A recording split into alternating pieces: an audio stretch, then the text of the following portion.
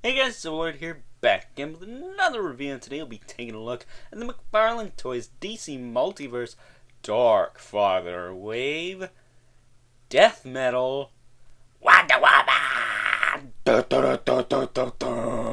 So without further ado, let's get into it.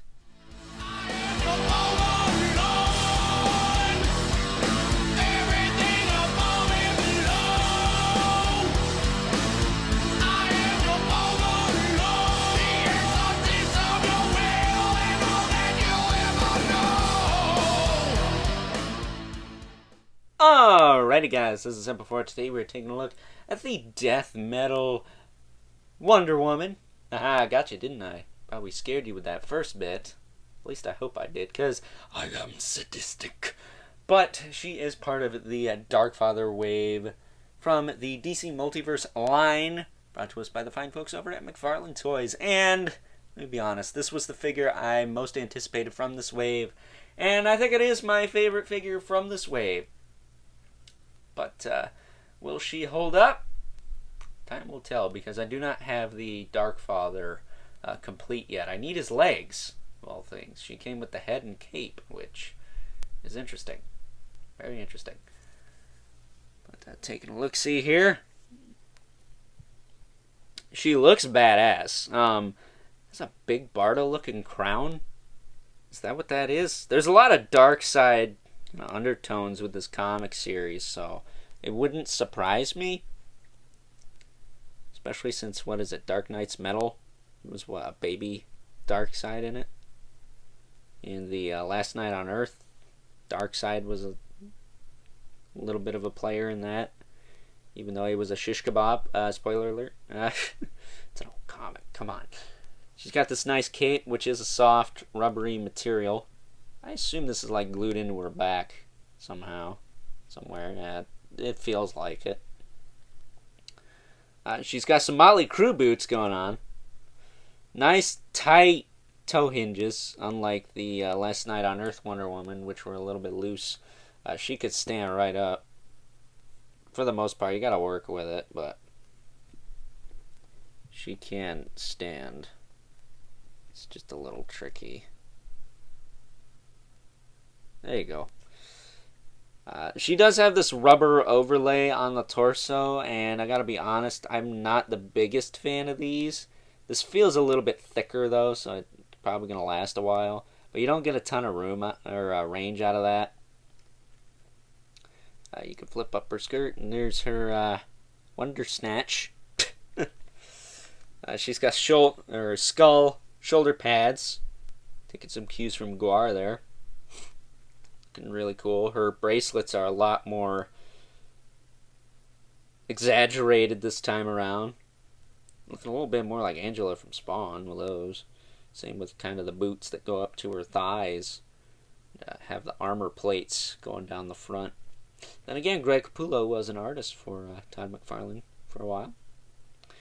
But the articulation on this figure, the head is pretty limited, but it does work a little bit. The hair is soft. It's just kind of sculpted in a way that's going to just get in the way. And then let's take a look at that head sculpt for a minute. Beautiful, but not happy to be here. Too bad. Shoulders go out to the side a decent amount. The shoulder pads seem to be connected to the shoulder, too, so you can only put them out about that far, but that's okay. Her hair and the shoulder pad get in the way, but that's okay. You can rotate them. Pretty good. She does not appear to have the butterfly joint. Oh, wait a minute. It might be a little bit of a quiver, but it's in there. It's just very, very limited. Does not move a ton. She does have a bicep swivel below the strap where the shoulder pad is connected. No, it's not actually connected there. I think it's just glued on. Actually, it's connected up here. But there is a piece here that kind of covers that up. So it's a clean bicep cut. And maybe it is where the shoulder pad is connected. Either way, it works. She does have a double-jointed elbow, so she can punch herself in her own face, which is fun. For me, anyways. She does have the ball hinge wrists, which do work pretty good. Now the torso, I'm going to be honest, you don't get a lot out of this. It does kick back a little bit, which that's fine. And again, one to snatch. And it does kick forward maybe a tad, but it just kind of springs back.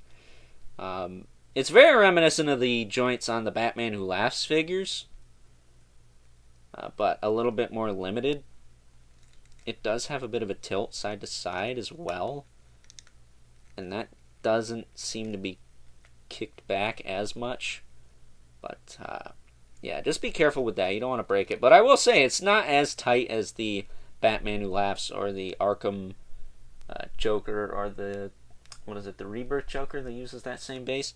Those are the figures I can think of that have this style of articulation. It's a little bit more butter smooth this time around, which I think is a plus. Same with the waist swivel. It's nice and kind of butter smooth. It's not a ratchet. I don't think it really needs to be. It's a lighter figure. There's not as much weight here to carry. So that's cool. They did improve that a little bit. Her hips kick in and out, forward and back. She does have a little bit of a thigh cut. Actually, it goes in more than it goes out, but it does work. Double jointed knee. Can't kick her own Amazonian ass so well. And then she's got the ball hinge at the ankles. Now, I did have to heat mine up to get the rocker to move on this side in particular. You can hear it kind of creaking in there. So just be careful with that when you get her out of package. I actually popped this foot off at the ball hinge, so there was just a hole left on the leg. And I kind of just pushed on the ball peg itself, the ball hinge itself, to get it to rotate. So again, just be careful with that. You don't want to break your toys. Hashtag don't break your toys. And then again, she's got the nice tight toe hinges and some pickles at the bottom of the feet for the display stand that she kind of needs, but could probably get away without using. I mean, here we go again. Yeah, she doesn't need it, but it is helpful when they give them Motley Crue boots anyways. How the hell she can run in those things, I don't know. But moving on to the accessories, because she does not have a ton. Got the multiverse stand here. The black stand with the DC logo on it. Got the collectible trading card. Overlord Productions trademark phrase. Badass artwork from, of course, Greg Capullo. Wonder Woman down there. Then on the back you got a bio.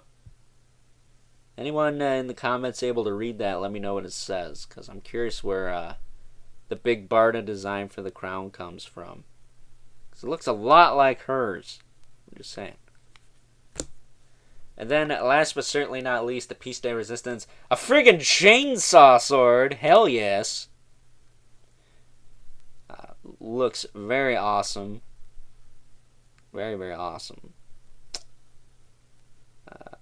The handle there. Kind of the wrist guard there. And all you gotta do is pop it into her hand.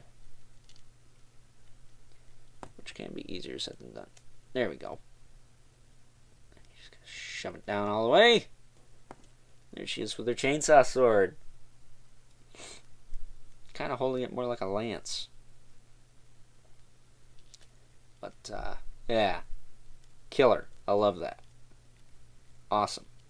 And I know what I said in the Vertebrake video yesterday from the Transformers Kingdom line. I was going to do Ractonite today, but I got this figure the other day, and I wanted to get it done first. Ractonite's a little old at this point. This one's a little bit new, and I tend to get a little bit more love on my multiverse videos. And to be honest, I love this figure a lot more than that one. So I also wanted to add a little bit more variety to the channel, so we're not just bogged down with Transformer after Transformer after Transformer. I gave you 3 Transformers videos this week. I think you'll make it. I think you'll live, right? But that Ractonite video, I am working on it. It will come out soon, probably with AirRazor and Dinobat when I finally find those buggers, but time will tell, won't it?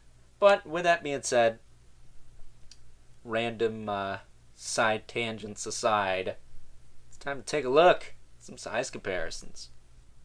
Taking a look at some size comparisons, here's the new Death Metal Wonder Woman next to a couple other Wonder Woman figures from the McFarlane Toys DC Multiverse line. Got the Wonder Woman 84, the traditional, air quotes, traditional style Wonder Woman, and the Last Night on Earth Wonder Woman. And I gotta say, if these two figures do anything better than the Death Metal Wonder Woman, it's definitely the torso. They have the diaphragm joint in the mid-torso and then the ball joint at the waist. Yeah, it's an extra cut in the figure, which I know Todd's not a fan of, but it's a little bit more effective as far as posability goes, and I don't think ruins the sculpt all too much. And for your Death Metal comparison, here she is next to the other members of the Death Metal Trinity, the Death Metal Batman, who, again, I refuse to take off the Bat Cycle, because that is a match made in DC Universe hell, let's be honest, and the Death Metal Superman, who I took a look at a few weeks ago now. I've had him for quite a while, actually. And, yeah, finally able to complete this team, and I'm super stoked about it. These guys look great together. And last, but certainly not least, are two regulars, the Mythic Legion's Brother Mandibulus and the Mortal Kombat 11 Spawn. So with that being said, time to wrap things up. Some final thoughts. Overall, and I'm gonna be honest here, this figure pretty much met all my expectations. Yeah, not really crazy about the torso joint. Kind of wish they went a little bit more the route of the Last Night on Earth Wonder Woman or the Wonder Woman 84 movie figure as far as that goes, but really that's my only complaint. Other than that, and the fact I had to crack one of the ankle rockers free, not so much loose, but free, this is a amazing figure. Definitely next to Lady Death, second favorite female figure of the year so far. It is really cool. I love the chainsaw sword. I think it's a sword. Again, it's kind of pointed more like a gun, but I believe it's a sword. I love the long hair. I love the fact that she got her long hair back, and I think it's even longer than normal, isn't it? The big Barda-esque crown, the Motley Crue boots, the Guar skull shoulder pads. This thing's got it all going on. A nice cape. Not too much, not too little, though. I think this is the standout figure from the wave. This is going to be my favorite figure from this wave. The Death Metal Batman from this wave, since we already have it, doesn't really qualify. The Robin King is cool, and the Death Metal Superman is cool, and even the Darkfather is pretty cool, but this is my favorite figure from the wave thus far. I think it's going to stay that way. I don't know, maybe Darkfather will surprise me, but at this point he only needs legs, and really what I care about is from the waist up, so who knows? Maybe he will come out on top, or maybe Wonder Woman here will remain the winner of this wave for me. And to be honest, if you don't want to pick this thing up, you're crazy. You need to have her to complete your Death Metal Trinity, and she's just kick-ass, dude. Come on, look at that. Tell me you don't want that. But with that being said, I hope you guys enjoyed this review. Don't forget to like this video, hit that subscribe button, and the notification bell so you know whenever I upload more reviews like this one. Stay tuned. Eventually, we will complete the Darkfather. I will do individual reviews of the Batman, although that one will probably be a little bit short because it is the same figure. I'm not going to go all out with the editing like I normally do, but I definitely will for the Darkfather. And when we finish up the individual reviews, I will, of course, do an overview as always. Those of you who may not have all the time in the world to watch all my videos all the time. For those of you who do, thank you. But if you haven't already, don't forget to hit me up on Instagram at Overlord Productions for live unboxing videos of all kinds of stuff. Stay tuned for a massive Motu opening. Apparently, Big Bad Toy Store is starting to get that Wave 5/6/ whatever the hell it's called in now.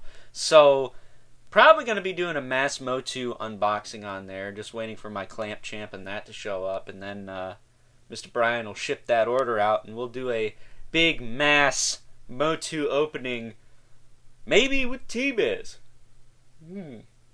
Who knows? Shout out to T-Biz.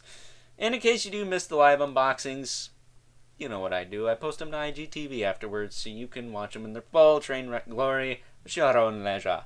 But, as always, don't forget to leave a comment in the comment section below. Let me know what you think of this figure, if you like or don't like this figure, if you're a Jonesin or are going to pass on this figure. Personally, I think this is the best Wonder Woman McFarlane Toys has done thus far. I really like the movie figure, believe it or not, even though I didn't care for that movie too much. But the movie Wonder Woman from Wonder Woman 84, as far as the base body goes, I think is a really solid release. But this one, as far as the stylistic choices go and the aesthetics, this one takes the cake for me. But as always, don't forget to keep the comments civil. She's got me flustered.